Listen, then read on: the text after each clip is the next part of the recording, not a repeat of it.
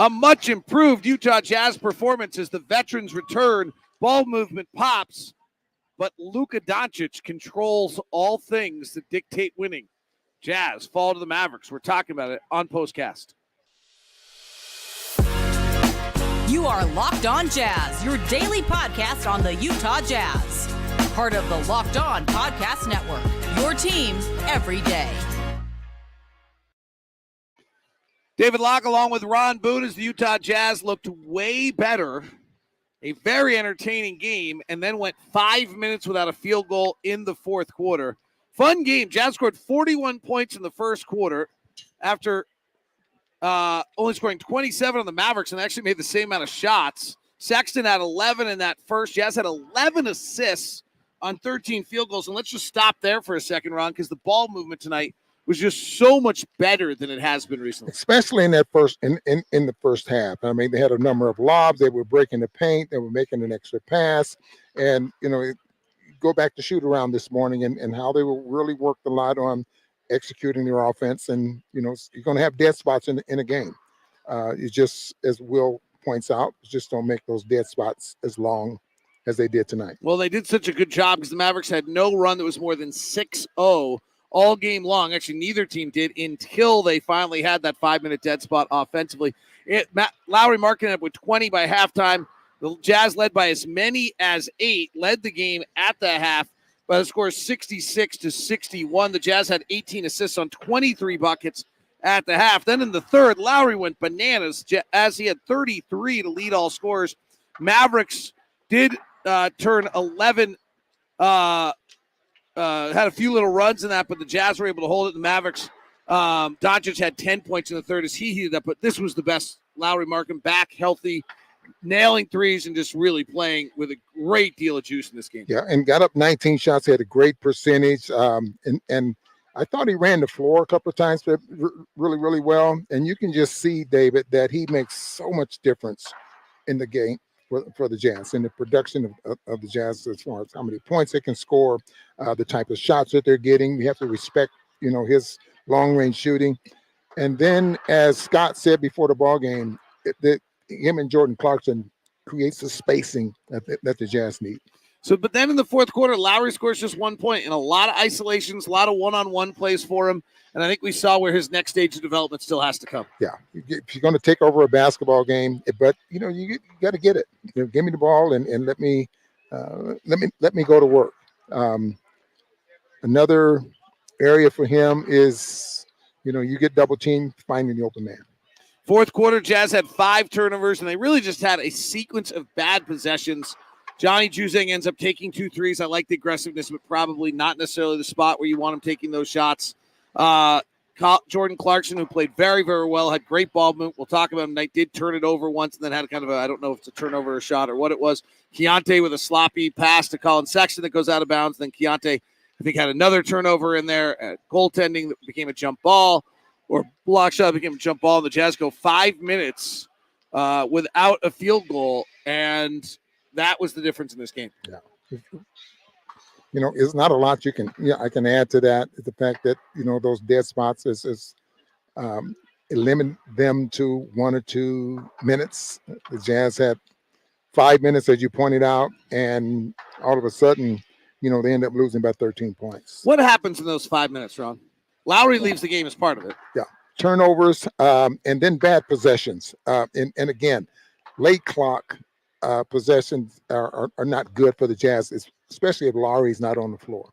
I really like the way they played in that first half. Good execution, pushing the ball up the floor, getting into their offense. And you just, that extra 2 or 3 seconds late in the clock is so valuable when you can just make things happen early. The one thing that jumped out to me a little bit, there was one possession that really, really jumped out to me. Luka's been dominating. He comes up the floor of the offensive end. He literally spends the entire possession just holding his shorts. Basically signals to Kyrie, like, it's your turn, I'm tired. Yes. Kyrie misses. We go down the other way. They get cross-matched, and Luka's now guarding Lauri Markkanen.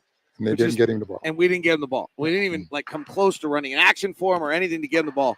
And those are the kind of possessions that Will's talking about, Will Hardy's talking about, where you've just got to have some better recognition of what's taking place. Films, and the Jazz do a lot of that. They watch films and try to correct things through film work. And there's another possession, I thought, during the course of that fourth quarter there as well, where I thought that Colin Sexton tried to pull off a shot in traffic there when Jordan Clarkson was wide open on the same side of the floor for a three-point shot there in the corner. Probably would have made a big difference. I think that would have brought him back into the 2 points down or something like that. And, then all of a sudden you end up 13 down. The overall story, though, from the Jazz standpoint, and we'll touch on Luka here in just a second, is that Jordan and Lauri's presence put everyone in their a little bit better rightful spot. Keontae trying to lead this team as the number one guy, it was almost getting painful to watch. It was just too hard. Taylor having to take a large role. Bright, when you had those two guys on the floor, suddenly everything felt a little bit more natural, like guys were in the spots they can be and things they could handle the assignment that they've been tasked with. You got veteran players out there on the floor helping young guys out.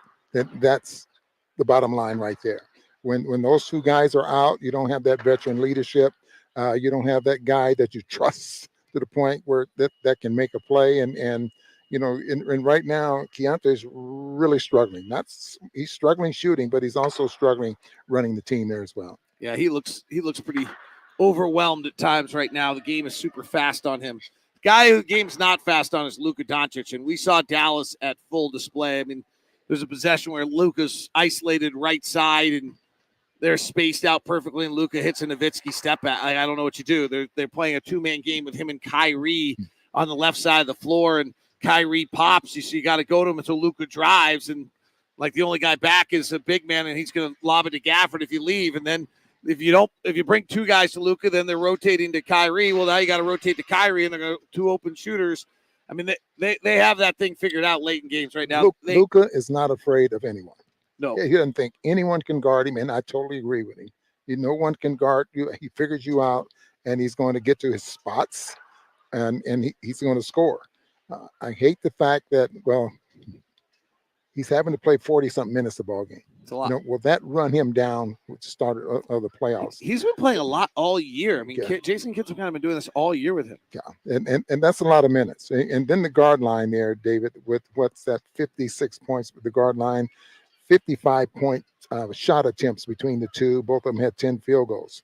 That is the offense so far in this ballgame. They're going to need some points or some guys off the bench, as you mentioned, that's more reliable than Tim Hardaway. Even though he was 5 for 11, 3 for 9 from the three-point line, they're going to need that one extra player. It's going to be interesting to see what happens. I was talking to some people in the Mavericks, and their comment was, hey, we went to the Western Conference Finals with Dorian Finney-Smith and, and Reggie Bullock. These guys are better than them, but we'll see if they are. I mean, yes, in a sense, P.J. Washington's a much better player, but he's also shot 26% from three since he's gone to Dallas. And in a sense, Tim Hardaway's a better player, but he's got to be able to make shots. I mean, at some point when you're playing with Luka and you're playing with Kyrie, your role is actually pretty simple. It's hit wide open three balls, and maybe Dorian Finney-Smith and Reggie Bullock are better in that. But it will be interesting to see what happens there, because I look at this team as though, and we've seen Jason Kidd's a great playoff coach.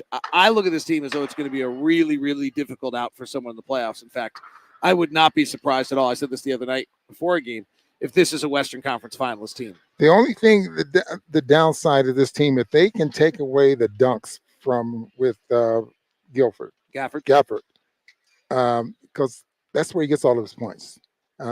Then centers that take him away from the basket and they have to and can shoot threes. I just wonder what's going to happen, there. Obviously, he probably had to do it when he was playing with Washington, but I don't know. That's why the playoffs are so interesting. Matchups are everything, spacing's everything. I mean, just this league is all about scoring. Yeah, I just don't know. I mean, on the defensive end, he's guarding the rim. On the offensive end, I don't know how you take those dunks away because Luka's driving. Yes. And if you don't come to Luka, you don't come to Kyrie, they're scoring. So it's kind of pick your poison for both. Be interesting to see. I mean, Dallas finishes with an offensive rating of a 120 tonight. Jazz, actually, offense by the end of the night kind of fell short as it has a few times. 3-point shooting still. One thing is, finally, someone did not go crazy 3-point shooting against the Jazz tonight. Dallas went 12 of 42, shot 29%. There are not a lot of – by the way, this would be one that would point to the Mavericks being a real playoff team. there are not a lot of wins this year for teams that have shot below 30% from three. You shoot 30% from three, below 30% from three, you don't win very often, and they won tonight. All right, star me up, Ron Boone. Well, I don't think there's any doubt. We know that Lauri Markkanen is definitely a star, and I've been going back and forth between John Collins and maybe Colin Sexton, but I think I'm going to go with John Collins tonight. You're not giving Jordan Clarkson any love for his 0 for 7 performance shooting? No. But the 8 assists? No. Okay. Jordan did not make a shot tonight, which is just like crazy that he didn't make a shot tonight. He did have 8 assists, which I'm super proud of him. The 5 turnovers probably not great.